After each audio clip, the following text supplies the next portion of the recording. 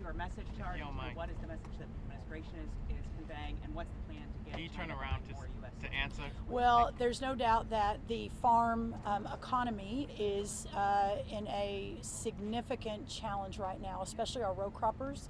Not just soybeans, although I think they're probably the top of the list, but corn, wheat, sorghum, cotton, etc.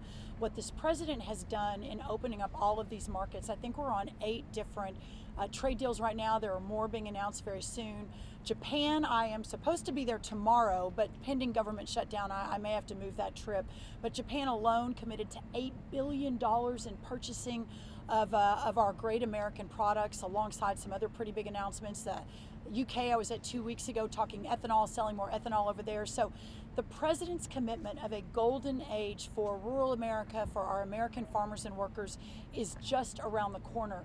But he has been very clear with me and to the American people when he announced Liberation Day in the Rose Garden several months ago that there could be a time of uncertainty, especially for our farmers and ranchers. And it's clear we're in that time of uncertainty now.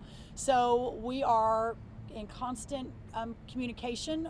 Put a little bit of a pause for the shutdown right now, but with the White House, with my partners across the federal government, with other cabinet members on what it is we need to do to make sure that the farmers can continue farming. You all know the numbers. We've lost hundreds of thousands of family farms just in the last 5 to 10 years.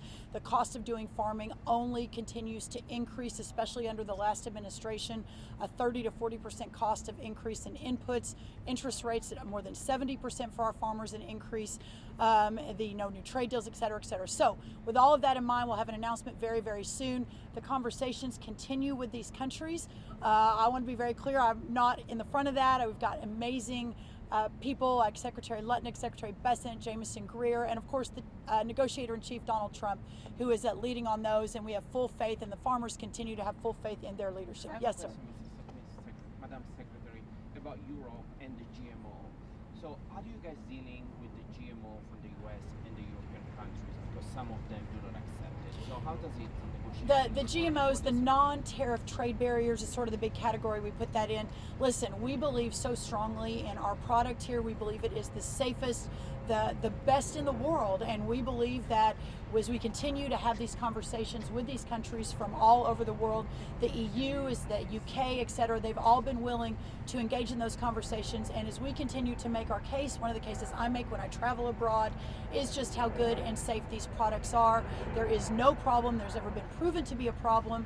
We're in conversations with Mexico right now over the same thing. So I think we'll see the markets continue to open for all of our great American products. Can you tell us a little bit more about President Trump's plan to use tariff money to pay farmers? What does that look like? How much are we talking about? How long will that program last? You know, it is a very elegant solution, right? The amount of tariff money that is coming into our country is stunning.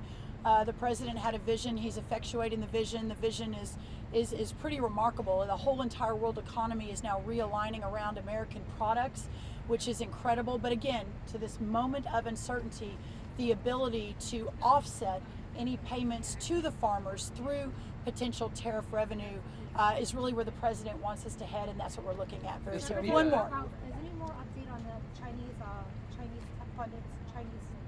solar panels that we were banning? Trump had announced that.